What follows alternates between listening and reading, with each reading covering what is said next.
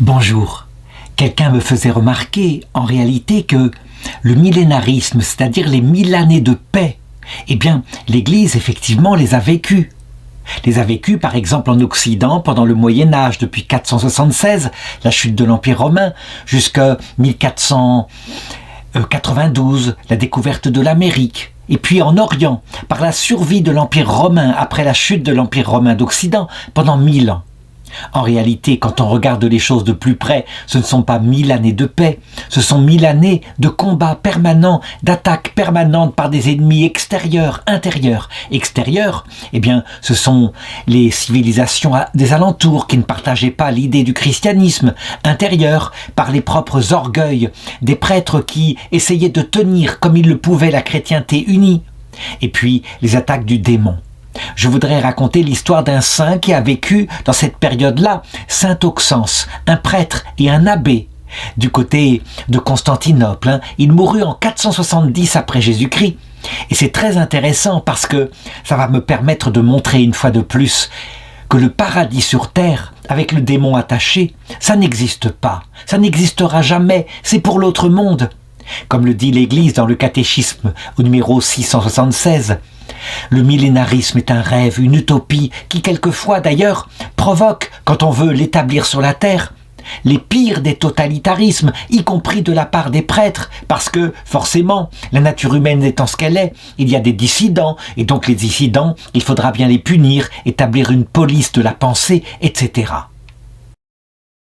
Auxence est célèbre du côté de Constantinople pour une raison simple, il fut tellement connu de son vivant qu'on lui donna, après sa mort, le nom d'une petite montagne où il s'était installé comme ermite et qui est à côté de Constantinople. Alors, qui est-il? Il venait de Syrie, donc à une époque, vers l'année 400, où l'Empire romain d'Orient possédait toute cette région-là. Même si il avait déjà été attaqué, l'Empire romain d'Orient, les Vandales en particulier s'étaient emparés de certaines régions, comme l'Afrique du Nord, une partie de l'Égypte. Lui venait de Syrie, et donc, ayant une langue qui n'était pas le grec comme langue de naissance, il n'empêche que très jeune, il vint du côté de Constantinople, la capitale, la nouvelle Rome, la capitale de l'Empire romain d'Orient, où il y avait les empereurs, et où on parlait grec. Ses parents n'étaient pas de Syrie, ils étaient d'origine perse. C'est incroyable, ça lui faisait évidemment des racines multiples, et il possédait une grande intelligence, si bien que ses parents, qui possédaient beaucoup d'argent, lui offrirent les meilleures études qu'on peut recevoir à cette époque-là à Constantinople, une ville où sont cultivés encore le souvenir des philosophes grecs qui avaient vécu avant la fondation du christianisme. Mais du coup, on enseignait aux enfants, traditionnellement, les 3 matières fondamentales. La grammaire, pour apprendre à lire, à écrire, à manier le langage. La rhétorique. Ensuite, pour apprendre à manier les mots de manière très belle à travers la poésie, on leur faisait faire des rédactions. Et puis, à un moment donné, la logique, qu'on appelait aussi la dialectique, pour apprendre à se servir de son intelligence avec le langage pour trouver la vérité.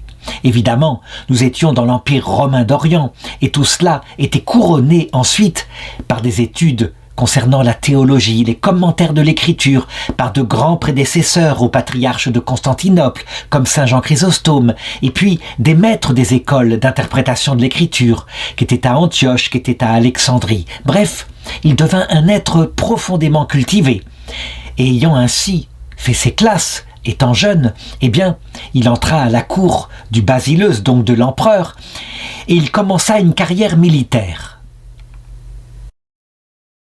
On lui fit confiance, on admira sa culture, et donc il obtint même un grade d'officier dans une compagnie des gardes, les gardes de l'empereur, donc un poste d'extraordinaire confiance.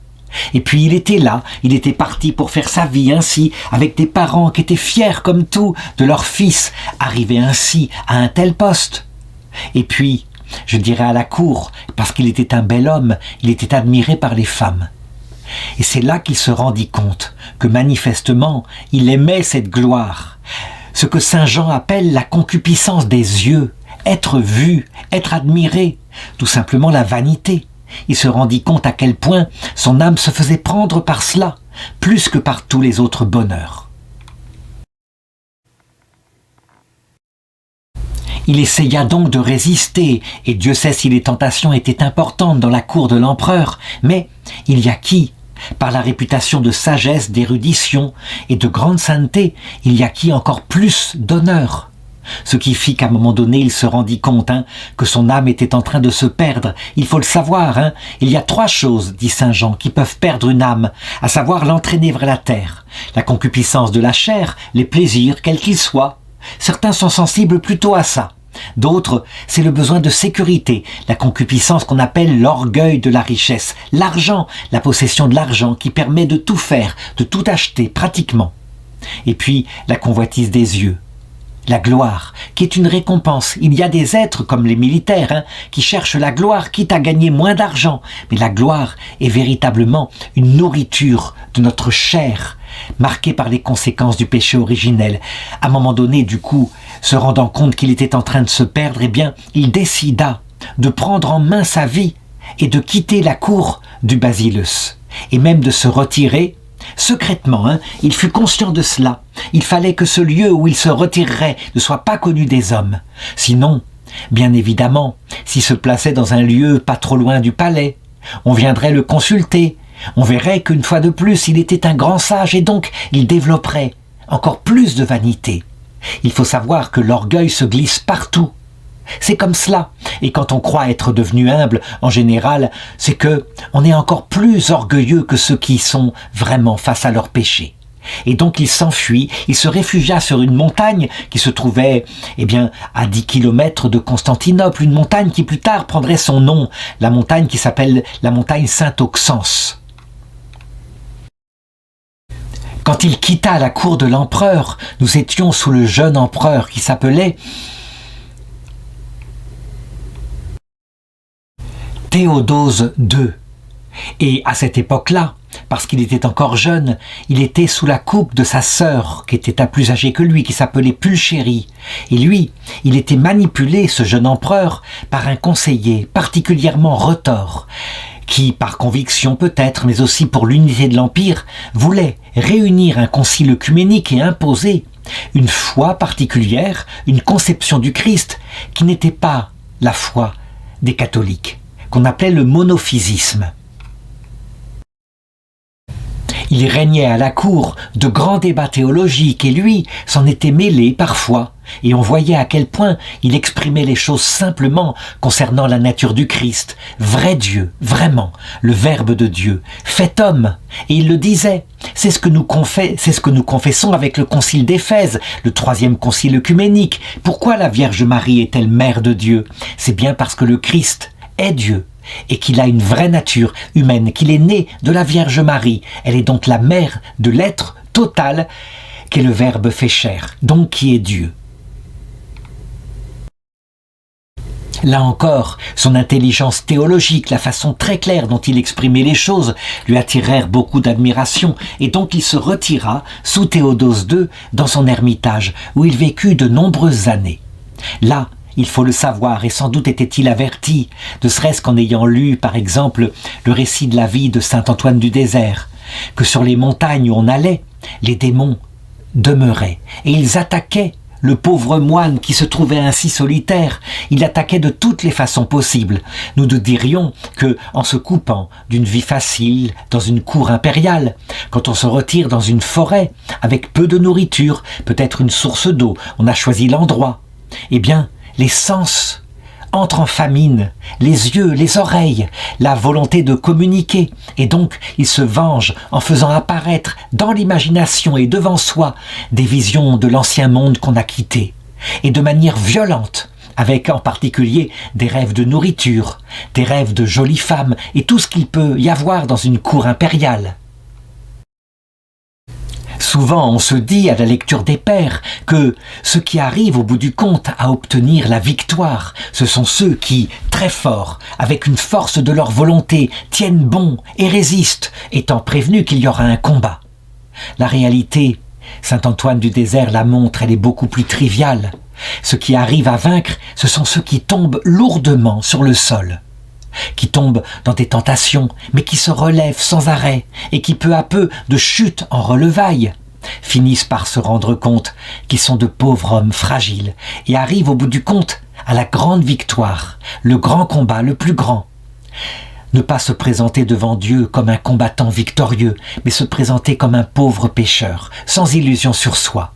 Et on peut dire que probablement ce combat, eh bien, Auxence le gagna. Il ressortit de là, il était devenu un pauvre. Et il vécut longtemps ainsi dans la forêt sans être repéré, jusqu'au jour où des gens étant partis dans la montagne pour rechercher un animal qui s'était enfui d'un troupeau, ils tombèrent sur lui. Et revenus à Constantinople, ils en parlèrent et ils dirent « Nous y avons vu un ermite », ce qui fit qu'au bout de quelque temps, s'étant rendu compte de l'identité de cet ermite, qui était en fait le noble Auxence, celui qui était chef de la garde de l'empereur, qui s'était retiré, eh bien les gens commencèrent à le visiter. Mais là, les choses étaient tout à fait différentes. Il les recevait avec plaisir, avec joie, non pas pour s'occuper, mais simplement parce que, ayant touché sa misère, et puis des moments de désespoir, ayant été tenté de revenir à la cour pour reprofiter des plaisirs de la vie, ayant résisté, tenu, mais s'étant lourdement écroulé, eh bien, il pouvait recevoir les gens sans risque de s'enorgueillir. Il avait découvert qui il était à l'intérieur de lui. Et donc, peu à peu, les gens vinrent de plus en plus nombreux. Et en particulier, un jour, s'approcha de son ermitage une femme noble qui faisait partie de la cour de l'impératrice Pulchérie, la sœur de l'empereur, qui, elle, était parfaitement catholique, Et elle le tint au courant de ce qui s'était passé entre-temps, pendant qu'il s'était retiré du monde. Comment l'empereur Théodose II, avec son conseiller, avait réuni un concile œcuménique, le 4e concile œcuménique, qu'avait été, d'après l'avis du pape Léon de Rome, un véritable brigandage, une escroquerie, quelque chose d'horrible. À savoir qu'il y avait bien des patriarches qui étaient là. Le patriarche de Rome n'était pas présent, mais il avait envoyé une lettre. Il avait envoyé une lettre très précise au patriarche de Constantinople qui s'appelait Flavien.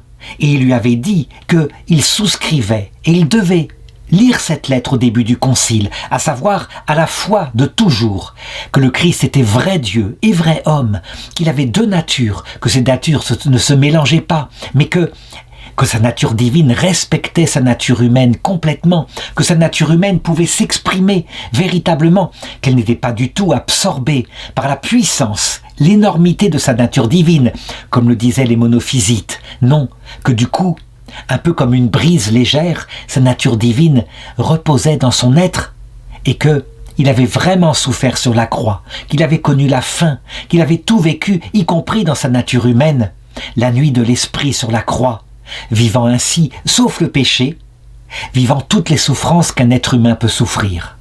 Telle était la tome à Flavien, la lettre à Flavien. Eh bien, dans ce concile qui avait été présidé par le patriarche d'Alexandrie, qui était un monophysite assumé, la ruse avait été utilisée. Les deux autres patriarches, celui de Jérusalem, celui d'Antioche, qui pourtant voulait parler, voulait défendre la lecture de la tome à Flavien, avaient été dominés, n'avaient pas pu s'exprimer, et il y avait là des soldats et des moines monophysites qui tournaient autour de ce concile réuni à Éphèse, qu'on appela plus tard le brigandage d'Éphèse, et personne n'avait pu parler. Le patriarche d'Alexandrie avait même pris la parole et avait fait proclamer à main levée: la foi est-elle celle que je vous propose? Devons-nous admettre deux natures dans le Christ? Et les gens avaient voté oui. Devons-nous admettre que ces deux natures se sont fondues pour en faire une, pour faire la nature unique du Christ, vrai Dieu fait homme? Et les voix avaient répondu oui. Et c'est ainsi que le monophysisme, qui mélange nature et personne, le monophysisme avait été voté. Ensuite, eh bien Flavien, le patriarche de Constantinople, avait été violemment arrêté, battu, et il était mort 3 jours plus tard. Quant au délégué du pape, eh bien, qui s'appelait Hilaire, il avait pu fuir, il était parti vers Rome, sur un bateau, déguisé en mendiant. Et là, le pape avait parlé, Léon Ier, Saint Léon le Grand, et avait condamné ce brigandage d'Éphèse. Cependant, les dégâts étaient faits. Cette femme en question qui vint le voir, eh bien, elle voulait se mettre à son école. Elle s'appelait Éleuthéria, et souvent, quand elle revenait le voir, elle lui apportait des reliques de saints. Et puis elle retournait à la cour de l'empereur où elle était dame d'honneur de l'impératrice Pulchérie, qui d'ailleurs elle-même était très pieuse, qui, à la mort de son frère, donc l'empereur Théodose II, s'était mariée avec un de ses généraux qui s'appelait Marcien et qui s'était révélé un empereur de l'Empire romain d'Orient extraordinairement intelligent, calme, pondéré, un bon gestionnaire. Tandis que Pulchérie lui avait donné, par ce mariage, la possibilité d'être reconnu par tous comme le nouvel empereur. Alors, Pulchérie, avec Marcien à cette époque-là, voilà ce qu'apprit Auxence. Elle décida d'obéir au pape Léon le Grand et de réunir un nouveau concile, un concile œcuménique qui annulerait le brigandage d'Éphèse. C'était le concile de Chalcédoine. Mais je ne suis pas là. Eulatériaque, en ce qui la concernait, elle demandait, elle suppliait Auxence de l'aider, parce qu'elle voulait rentrer dans la vie monastique, elle voulait devenir religieuse, mais elle avait besoin de conseils, elle ne savait comment faire. Et lui, évidemment, qui voyait sa très grande beauté, sa très grande richesse, ne voulait pas, la recevoir trop près de son ermitage. Un ermitage qui d'ailleurs était une cabane en bois, avec un peu plus loin une grotte, dans laquelle il s'abritait quelquefois. Mais il n'y avait rien à faire, et Eleutéria revenait à la charge, et, en revenant, elle lui racontait les bruits de la cour. Elle lui racontait comment, dans la difficulté, parce que les menaces étaient là, les monophysites ne cédaient pas. Comment l'impératrice Pulchérie, avec une grande force de caractère, avait réussi à nommer divers évêques et même à convoquer le concile de Chalcédoine. C'est ainsi que Auxence, dans son ermitage, était informé presque davantage que s'il avait été à la cour. On le voit, quelquefois c'est toujours pareil, les ermites en connaissent bien plus que nous sur l'actualité du monde. Et donc il suivit les premières réunions qui eurent lieu le 8 octobre de l'année 451. De fait, c'était le plus gros concile qu'on ait pu réunir. Il y avait 343 évêques venant de partout, sauf peut-être de l'Occident, là où était le pape de Rome, où il n'y avait que 4 délégués qui étaient venus pour représenter le pape. Et évidemment, dès le départ, les évêques réunis dénoncèrent ce qui s'était passé durant le brigandage d'Éphèse. Les légats romains demandèrent la mise en accusation du patriarche d'Alexandrie, Dioscore, qui avait provoqué ce faux concile d'Éphèse, et qu'on relise et la condamnation qui avait été écrite de Flavien de Constantinople, le martyr, celui qui était mort 3 jours par les coups qu'il avait reçus. C'est ainsi que les choses se passèrent. D'ailleurs, évidemment, puisque Dioscore, avec son brigandage, était mis en accusation, on lui demanda de se présenter pour qu'il puisse se défendre. Mais lui, étant bien conscient de ce qu'il avait fait, il ne vint jamais. Et le 13 octobre, donc, on décida de l'excommunier, de le déposer de son siège d'Alexandrie. Et puis, le lendemain, on lut la tome à Flavien, la lettre du pape Léon le Grand. Et là, ce fut acclamé. Les évêques réunis dirent « c'est la foi catholique » et cet tome à Flavien fut placé parmi les actes du concile. Puis, on vota ensemble un symbole de la foi, quelque chose de précis, qui utilisait les outils métaphysiques qui avaient été donnés par Aristote dans l'Antiquité. Et on déclara ceci. Oui, nous condamnons l'idée que dans le Christ il y aurait 2 personnes, comme le disait Nestorius, une personne humaine, une personne divine, et que la personne humaine aurait été adoptée par la personne divine. Non, le Christ est bien une seule personne, la personne du Verbe incarné. Nous confessons que véritablement, il a une nature divine qui est parfaite. Il est le Verbe éternel de Dieu, immuable, infini. Et nous confessons qu'il a pris une nature humaine complète. Pas seulement un corps, pas seulement une sensibilité, mais une nature humaine complète, parfaite, avec une intelligence et une volonté. Et que tout cela, pour former son seul être, est fait par une union, qu'on appelle l'union hypostatique, l'union dans son unique personne. Nous confessons aussi qu'à l'inverse, sa nature divine, aussi puissante soit-elle, respecte sa nature humaine et que sa nature humaine peut nous parler en toute vérité. Elle n'est pas simplement une sorte de voiture dans laquelle le Verbe se serait assis et qu'il manipulerait comme on manipule une marionnette. Non, c'est une vraie nature humaine. Évidemment, on le savait, hein. Les monophysites, devant une telle confession, diraient « Si le Christ a deux volontés et deux intelligences, c'est donc qu'il a deux personnes. Qu'est-ce qui définit une personne, sinon le fait d'avoir une volonté indépendante ?»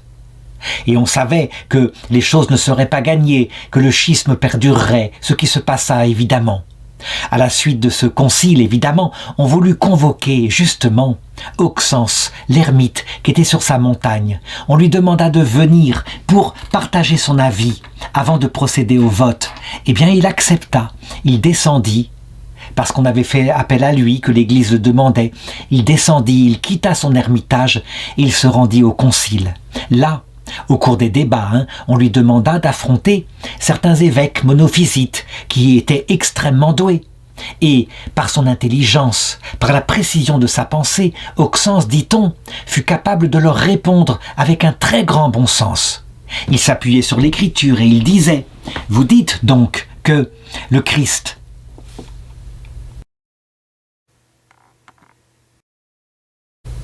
n'aurait qu'une seule volonté, parce que vous vous appuyez sur la façon dont il parle lors de l'agonie au Jardin des Oliviers, quand il dit au Père « Non pas ma volonté, mais ta volonté ».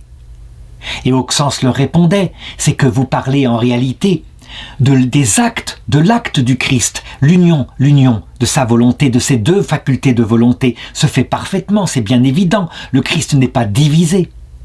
Mais les facultés qui sont à la base et qui produisent cet acte unique, qui fait qu'il prie le Père, lui, unique personne, eh bien, il y a bien sa volonté divine et sa volonté humaine. Les facultés, il ne faut pas les confondre avec l'acte qu'elles produisent et qui s'unifient dans une parole unique.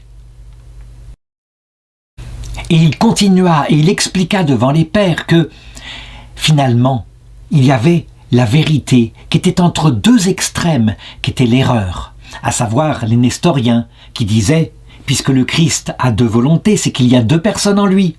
Et puis d'autre part, les monophysites qui étaient tellement opposés aux nestoriens pour montrer que le Christ n'avait qu'une seule volonté qu'ils finissaient par nier l'existence de la nature humaine en disant « elle est comme aspirée, un peu comme quand on met à la messe une goutte d'eau dans le verre de vin, la goutte d'eau se fond dans le vin ». Eh bien, cette conception-là ne correspond pas au Christ. Non, sa nature humaine est parfaitement debout et respectée. Après avoir parlé ainsi et avoir été acclamé par les pères qui voyaient une fois de plus à quel point les précisions étaient faites, eh bien, il rejoignit sa cellule solitaire sur la montagne du côté de Constantinople. Et on raconte qu'en 459, alors qu'il était en prière, il vit de ses yeux l'âme d'un grand saint, un saint qui vivait sur une colonne, saint Siméon le Stylite, mais un homme de Dieu, véritablement, malgré évidemment le côté clinquant de ses pénitences. Il portait tellement d'instruments de torture sur lui qu'on l'appelait l'encuirassé. Et il était sur une colonne, on aurait pu croire qu'il voulait se montrer, mais en fait il avait choisi de vivre ainsi pour pouvoir parler aux gens, leur donner des conseils, parce que, disait-il, on ne saurait être stylite et ermite sans en même temps aimer son prochain, le prochain qui vient demander des conseils. Donc il vit son âme qui partait vers le ciel, qui s'envolait telle une grande lumière vers l'éternité. Et puis, à peine son retour était-il fait, donc vers l'année 451, que Éleutéria revint à la charge, le suppliant de l'aider. Et donc elle, si fragile et voulant se consacrer à Dieu, il accepta. Et donc, avec l'argent qu'elle avait, elle était immensément riche, eh bien, il l'aida, ou plutôt lui indiqua un endroit qu'on appelait Gureta, à 1 mille de son ermitage, environ 1 kilomètre. Et puis, c'est là qu'elle s'installa. Il allait la visiter, ou elle venait le visiter, il lui donnait des conseils, il l'aidait à tenir dans les tentations qui l'assaillaient maintenant. Et bientôt, au bout d'un certain temps, une autre femme de la cour vint le rejoindre, qui s'appelait Cosmia. Alors, sachant que ce n'était qu'un début, le devinant, Voici ce que fit saint Auxence. Il leur donna un habit monastique. Un habit monastique était fait en poil de chèvre, donc un vêtement très rude qui a tendance à piquer la peau. Et sur leur peau délicate ainsi, elles portaient un cilice qui leur rappelait qu'elles ne devaient jamais s'endormir. Et puis, au bout d'un certain temps, d'autres jeunes femmes vinrent à leur tour pour se joindre à elles. Eh bien, il les dirigea, il devint un peu leur père spirituel et leur confesseur. Bientôt, elles furent 70, alors, avec l'argent qu'elles avaient, eh bien, leur demandant de ne pas s'en débarrasser tout de suite, il fit construire, à leurs frais, eh bien, un monastère, le premier monastère qui plus tard prendrait le nom de Trikinareyai. Ce qui signifie le monastère des moniales habillés de poils de chèvre. C'est ça que ça signifie. Trikinos signifiant le poil.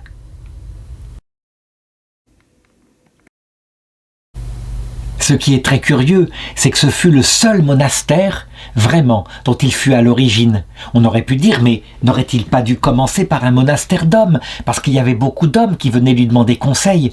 Là, il ne le fit pas. Il construisit simplement pour ceux qui voulaient se consacrer à Dieu d'autres petites cellules monastiques dispersées dans la montagne, et il leur donnait conseil. Il les réunissait le dimanche, parfois pour le service religieux. Ce sera plus tard que la maison de Zacharie, donc ce lieu qu'il avait créé sur la montagne, deviendra un monastère d'hommes, mais bien après sa mort. Et saint Auxence, jusqu'à la fin de sa vie, c'est-à-dire pendant les 20 années après la fin du concile et la fondation de son monastère qui lui restait sur terre, il restera fidèle à ses vœux, donnant l'expérience qu'il avait acquise à ceux qui venaient le rejoindre, les femmes comme les hommes. Il est mort vers l'année 470, laissant derrière lui de nombreux disciples et, je l'ai dit, les bases pour fonder de nombreux monastères, avec principalement le monastère de femmes qui essaimera très vite dans la région de Bithynie. Il se passa quelque chose de très amusant par contre. À sa mort, évidemment, chacun voulait récupérer son cadavre pour avoir des reliques, parce que, en Orient comme en Occident, avoir les reliques des saints, c'est une spiritualité tout à fait concrète, qui permet de rejoindre leur âme. On sait très bien que ce ne sont que des reliques, quelquefois un morceau de corps ou un morceau de vêtement, mais c'est le même effet que pour nous, avoir la photo de celle qu'on aime ou de ses enfants dans son portefeuille. Eh bien, donc, il y eut un conflit entre les moines et les religieuses, et ce furent évidemment les religieuses du Trikinareyai qui sortirent victorieuses, qui obtinrent son corps et qui l'enterrèrent dans leur monastère. Après tout, les moines avaient été corrects, et eux, ils eurent autre chose. Eh bien, ils eurent le successeur direct de saint Auxence, qui s'appelait Serge, qui fut un higoumène, c'est-à-dire un père abbé, et qui, lui, construisit le vrai monastère d'hommes à proximité du lieu où Auxence avait vécu. Donc, un monastère de vie cénobitique, où il donna ses enseignements. Cependant, et nous connaissons l'histoire, ce monastère, qui était très pauvre, eut beaucoup de mal à survivre et disparut à un moment donné, peut-être parce que sur cette montagne où il y avait très peu d'eau, il y avait une grande difficulté à survivre. Bref, les moines partirent et s'installèrent dans d'autres lieux, et donc la montagne de saint Auxence fut simplement pendant quelques siècles, avec à son sommet un monastère féminin. On connaît par les archives de Constantinople que le couvent des Trikinareyai dura jusqu'à la fin du XIIe siècle. Et puis qu'on parlait qu'il y avait toujours à cette époque-là le tombeau de saint Auxence qui était au centre, avec en particulier des gens qui venaient, qui se recueillaient auprès de ce tombeau et qui de nombreux miracles qui s'y produisaient. Et puis, par la suite, à cause des grandes guerres que connurent sans arrêt l'Empire byzantin et sa diminution, et puis, au bout d'un certain temps, l'attaque par les Turcs ottomans, eh bien, ce monastère disparut. Que devinrent les religieuses, on ne sait pas, mais voilà l'œuvre de saint Auxence.